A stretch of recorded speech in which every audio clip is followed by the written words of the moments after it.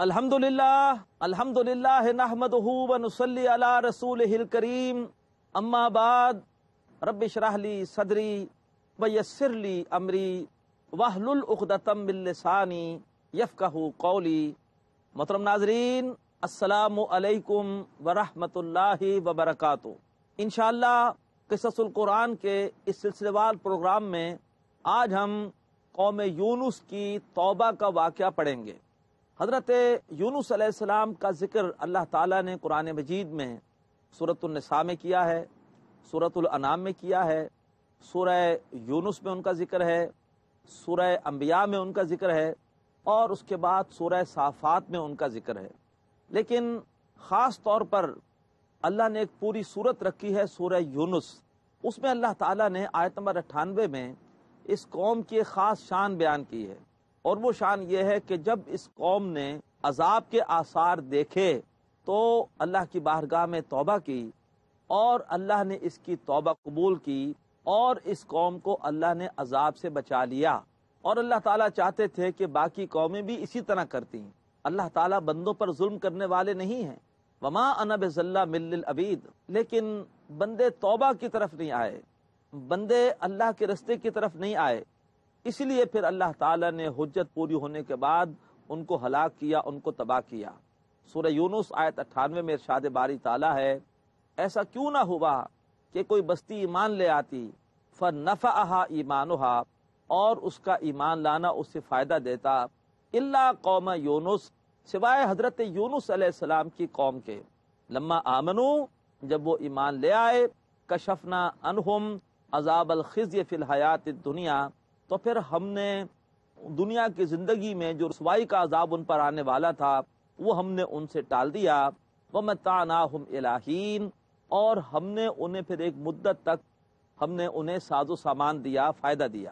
حضرت یونس علیہ السلام کی قوم کا یہ توبہ کرنا، ایمان لانا اتنا اللہ کو پسند آیا کہ اللہ نے، حالانکہ صرف ایک آیت میں یہ واقعہ بیان ہوا ہے، لیکن پوری سورت کا نام اللہ نے رکھ دیا سورت یونس۔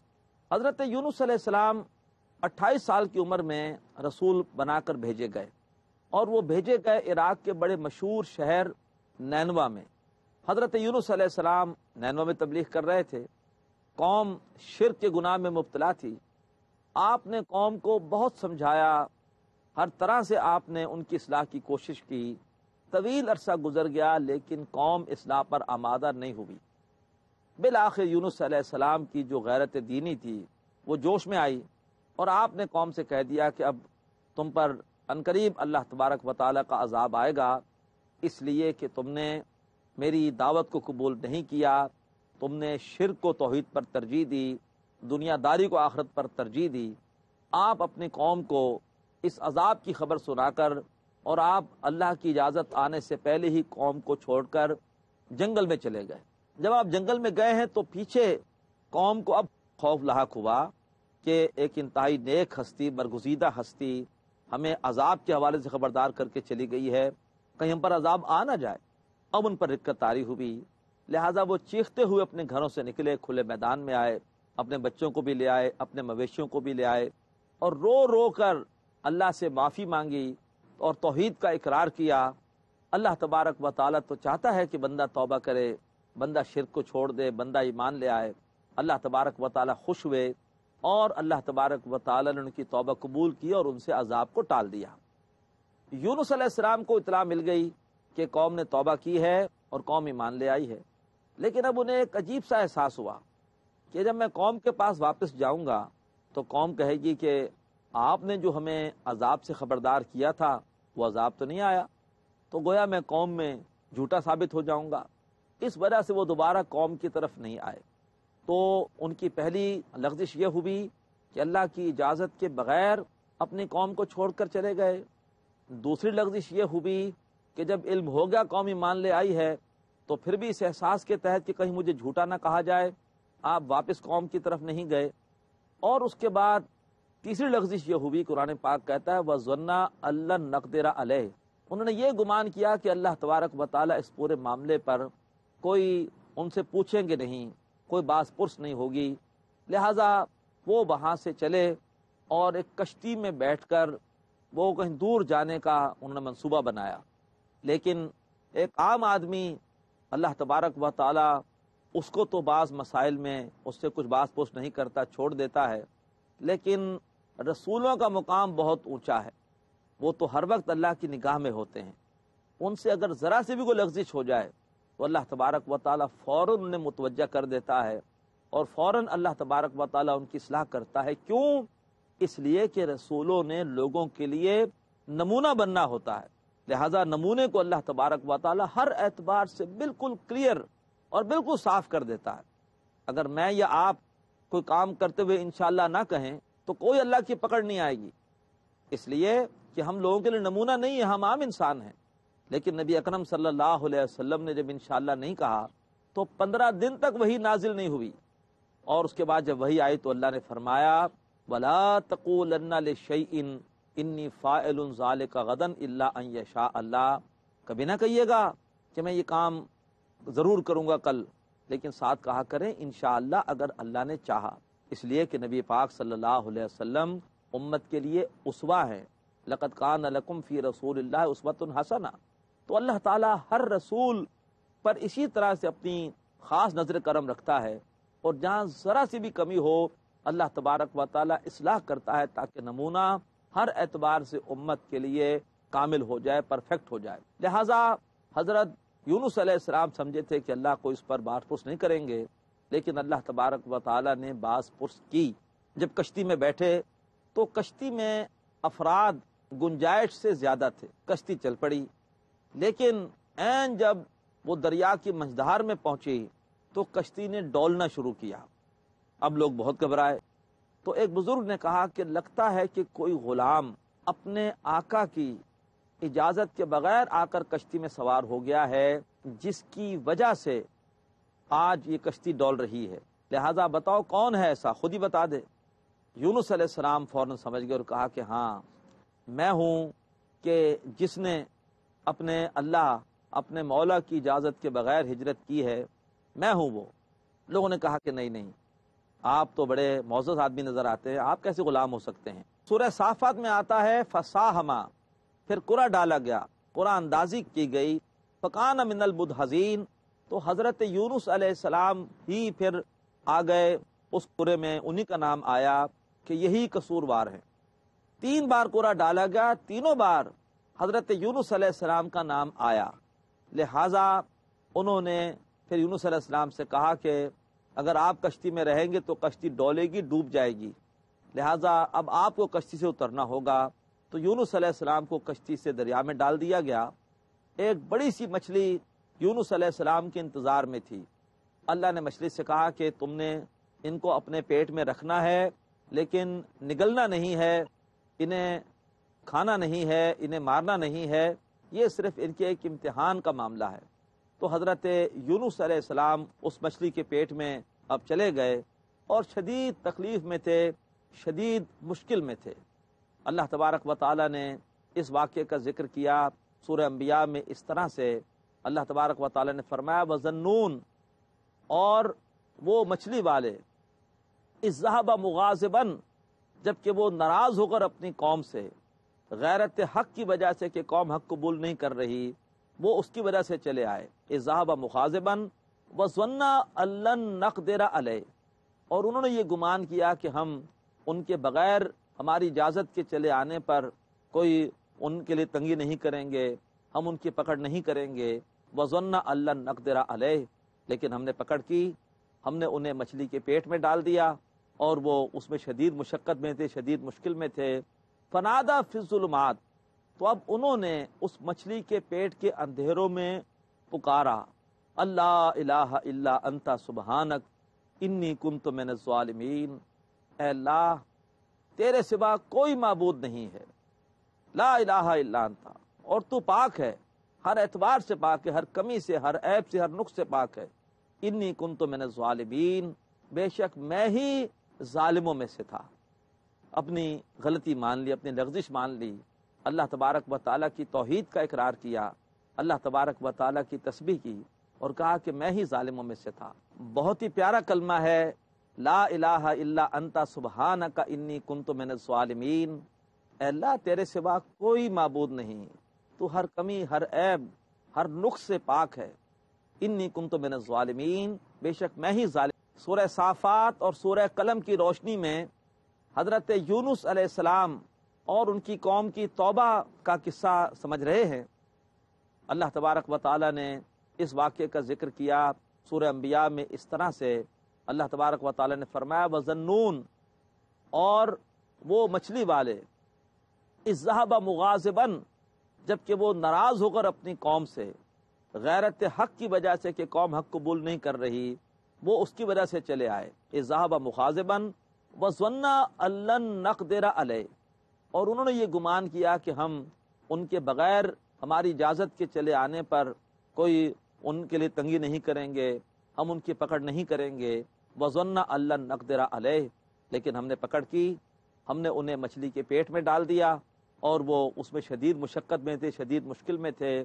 فنادى فی الظلمات، تو اب انہوں نے اس مچھلی کے پیٹ کے اندھیروں میں پکارا، اللہ الہ الا انت سبحانک انی کنت من الظالمین، اے اللہ تیرے سوا کوئی معبود نہیں ہے، لا الہ الا انت، اور تو پاک ہے، ہر اعتبار سے پاک ہے، ہر کمی سے، ہر عیب سے، ہر نقص سے پاک ہے۔ انی کنت من الظالمین، بے شک میں ہی ظالموں میں سے تھا۔ اپنی غلطی مان لی، اپنی لغزش مان لی، اللہ تبارک و تعالیٰ کی توحید کا اقرار کیا، اللہ تبارک و تعالیٰ کی تسبیح کی اور کہا کہ میں ہی ظالموں میں سے تھا۔ بہت ہی پیارا کلمہ ہے، لا الہ الا انت سبحانک انی کنت من الظالمین، اے اللہ تیرے سوا کوئی معبود نہیں، تو ہر کمی، ہر عیب، ہر نقص سے پاک ہے۔ انی کنت من الظالمین، بے شک میں ہی ظالموں میں سے تھا۔ حضرت یونس علیہ السلام کو اللہ نے آزمائش میں ڈالا اور انہوں نے مچھلی کے پیٹ میں یہ کلمہ پڑھا، لا الہ الا انت سبحانک انی کنت من الظالمین۔ اللہ تبارک و تعالی نے پھر ان کی بخشش کر دی اور اللہ تبارک و تعالی نے انہیں مشکل سے نکال دیا۔ محترم ناظرین، یہ کلمہ ہمیں بھی پڑھنا چاہیے جب بھی کبھی کسی مشکل میں ہوں۔ اعتراف کریں کہ اللہ کے سوا کوئی معبود نہیں، اللہ تبارک و تعالی پاک ہے، اور اپنے ظالم ہونے کا، اپنے گناہگار ہونے کا اگر ہم اعتراف کریں گے تو انشاءاللہ اللہ تبارک و تعالی ہماری بھی مشکل دور کر دے گا۔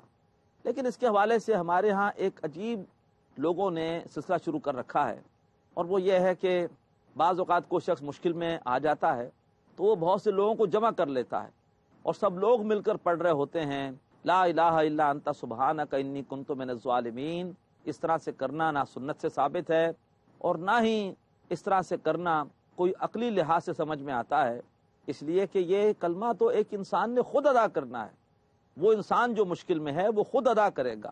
تو بجائے اس کے کہ لوگ خام خواہ بیٹھیں اور رسماً یہ کلمہ پڑھ رہے ہوں، یہ تو ہونا ہی چاہیے کہ آدمی خود مشکل میں ہو تو خود یہ کلمہ پڑھے اور اللہ سے دعا کرے کہ اللہ اس کی مشکل کو آسان فرما دے۔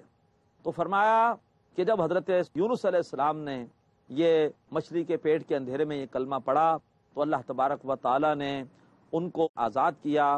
تو فرمایا لا الہ الا انت سبحانک انی کنت من الظالمین فنجیناہ من الغم، تو ہم نے ان کو غم سے نجات دی اور اللہ تبارک و تعالی نے مچھلی کو حکم دیا کہ تم جا کر یونس علیہ السلام کو ساحل پر اگل دو۔ اس واقعے کی مزید تفصیل ہمارے سامنے آتی ہے سورہ صافات میں۔ وہاں الفاظ یہ ہیں کہ ان یونس لمن المرسلین، یونس علیہ السلام اللہ کے رسولوں میں سے تھے، اذ ابق الی الفلک المشحون، جبکہ وہ ایک بھری ہوئی کشتی کی طرف بھاگے، فساہما فکان من المدحضین، اور اس کے بعد جب قرعہ ڈالا گیا تو پھر وہی ہو گئے ٹھہرے قصوروار، فالتقمہ الحوت وہو ملیم، اور انہیں لقمہ بنا لیا ایک مچھلی نے، جبکہ وہ خود کو ملامت کر رہے تھے اور وہ خود اپنی غلطی پر نادم تھے، اپنی لغزش پر نادم تھے۔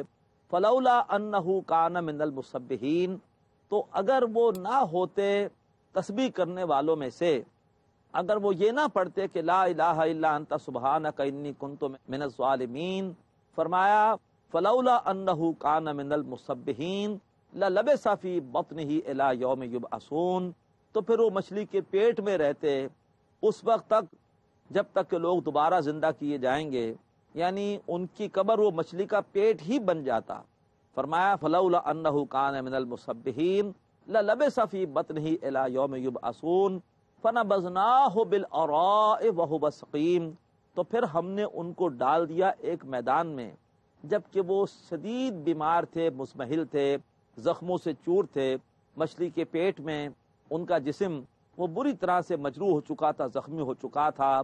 فَأَنبَتْنَا عَلَيْهِ شَجَرَةً مِّن یقطین، اور ہم نے ان کے اوپر ایک درخت اگا دیا یقطین کا۔ یقطین کیا ہے؟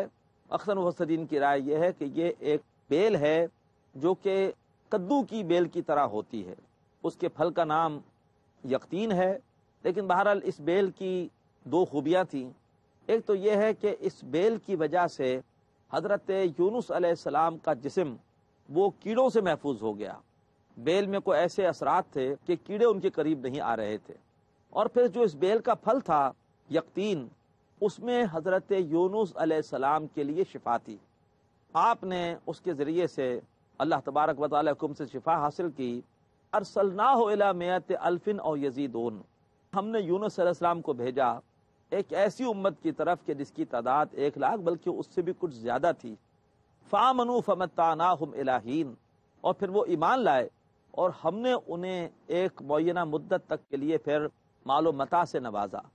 یہ اشارہ ہے قوم یونس کی طرف ہی کہ حضرت یونس علیہ السلام کی قوم جب ایمان لے آئی، اب وہ نکلے یونس علیہ السلام کو ڈھونڈنے کے لیے، اور تلاش کرتے کرتے کرتے بالآخر وہ اس مقام پر پہنچ گئے کہ جہاں پر یونس علیہ السلام کو مچھلی نے اگلا تھا۔ وہ بڑی عزت کے ساتھ، بڑے اکرام کے ساتھ یونس علیہ السلام کو اپنے ساتھ لے کر آئے، اور یونس علیہ السلام نے اس 1,00,000 سے زائد کی امت کو ان کی اصلاح کی کوشش کی، انہیں مسلسل دعوت اور تبلیغ کے ذریعے سے سیدھی راہ پر گامزن کرتے رہے، اور اللہ نے پھر اس امت کو ایک مدت تک کے لیے زمین میں ساز و سامان دیا، مال و متاع دیا اور فائدہ دیا۔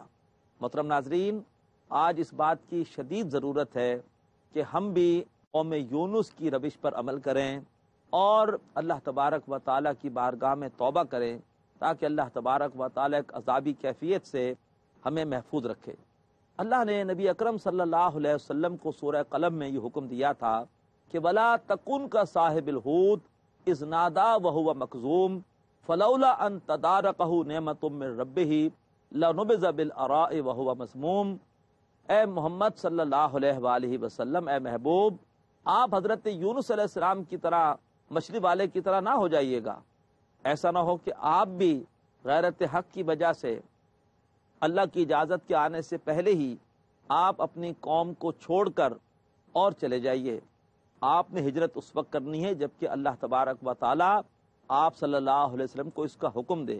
تو وَلَا تَكُنْ كَصَاحِبِ الْحُوتِ إِذْ نَادَىٰ وَهُوَ مَكْظُومٌ، یاد کیجیے جب انہوں نے مچھلی کے پیٹ میں اللہ تبارک و تعالیٰ کو پکارا اور وہ اندر ہی اندر تکلیف کے مارے، دکھ کے مارے وہ اندر ہی اندر گھل رہے تھے۔ فلولا ان تدارکہ نعمت من ربہ لنبذ بالعراء وہو مذموم، اگر اللہ تعالیٰ کی رحمت کو ڈھانپ نہ لیتی تو پھر وہ پڑے رہتے اس چٹیل میدان میں، اور ان پر اللہ تبارک و تعالیٰ کی طرف سے ایک لغزش کرنے کے حوالے سے ایک الزام بھی ہوتا، لیکن نہیں، انہوں نے اللہ تبارک و تعالیٰ سے اپنی خطا کے حوالے سے بخشش کا سوال کیا، تو فرمایا اللہ تبارک و تعالیٰ کی رحمت ان کے اوپر چھا گئی۔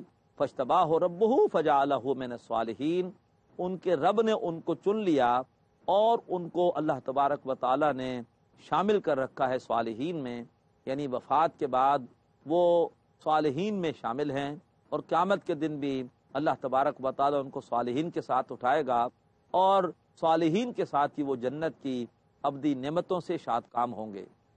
اللہ تبارک و تعالیٰ نے بڑی حسرت سے یہ بات کہی کہ ایسا کیوں نہ ہوا کہ بستیوں والے ایمان لاتے اور ان کا ایمان ان کو فائدہ پہنچاتا سوائے قوم یونس کے۔ آج اسی ایمان کی ضرورت آج ہمیں بھی ہے۔ ممکن ہے ہم یہ کہیں کہ ہم مسلمان تو ایمان رکھتے ہیں، لیکن نوٹ کیجئے کہ ہمارا ایمان یہ صرف زبان کی حد تک ہے، ہمارا ایمان یہ قلبی حقیقت نہیں ہے۔ اگر ہمارا ایمان واقعتاً دل میں ہوتا تو آج ہماری وہ کیفیت نہ ہوتی جو اس وقت ہے۔ اللہ تبارک و تعالیٰ نے سورہ آل عمران میں فرمایا ہے کہ وَأَنْتُمُ الْأَعْلَوْنَ إِن كُنتُم مُؤْمِنِينَ، غالب تم ہی ہوگے بشرطے کہ مومن ہو۔ کیا آج ہم غالب ہیں؟ آج اجتماعی طور پر ہماری بربادی ہے۔ وجہ کیا ہے؟ اللہ کے دین، اللہ کی کتاب کے حامل ہیں، لیکن آج ہمارا کردار کچھ اور ہے۔ ہمارا کردار بتا رہا ہے کہ ہمارے دلوں میں ایمان نہیں ہے۔ کیا ہمارے معاملات آج شریعت کے مطابق ہیں؟ آج ہمارے گھروں پر بےہودگی اور بے حیائی ہے، ہماری معاشرت میں آج پردہ نہیں ہے، ہماری معیشت میں آج رزق حلال نہیں ہے، آج کرپشن ہے، آج ہماری اکثریت نمازوں سے غافل ہے، آج ہماری اکثریت نہ جانے حرام خوری کی کون کون سی شکلیں ہیں جن کو اختیار کیے ہوئے ہے۔ آج دنیا میں کسی بھی مسلمان ملک میں پوری طرح سے اللہ تبارک و تعالیٰ کے احکامات کا نفاذ نہیں ہے، اور بجائے اس کے کہ لوگ ہمارے کردار کو دیکھ کر اسلام کی طرف آئیں، اسلام سے متاثر ہوں، وہ ہماری بے ایمانی کو دیکھ کر، ہمارے کرپشن کو دیکھ کر، ہمارے عیاشیوں کو دیکھ کر، ہماری غلط کاریوں کو دیکھ کر وہ اسلام سے دور ہو رہے ہیں۔ لہٰذا اللہ تعالی ہم سے ناراض ہے۔ ہمیں کوشش کرنی چاہیے کہ ہم اللہ کو راضی کریں، اور سب سے پہلے اپنے دل میں ایمان پیدا کرنے کی کوشش کریں۔ ایمان کس سے حاصل ہوتا ہے؟ قرآن سے۔ وَإِذَا تُلِيَتْ عَلَيْهِمْ آيَاتُهُ زَادَتْهُمْ ایمانا، جب ان پر قرآن پڑھا جاتا ہے تو یہ قرآن ان کے ایمان میں اضافہ کر دیتا ہے۔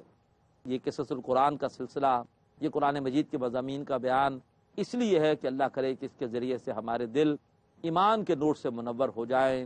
اللہم نور قلوبنا بالایمان، اے اللہ ہمارے دلوں کو ایمان کے نور سے منور فرما، آمین یا رب العالمین۔ اقول قولی ھذا واستغفر اللہ لی ولکم ولسائر المسلمین والمسلمات۔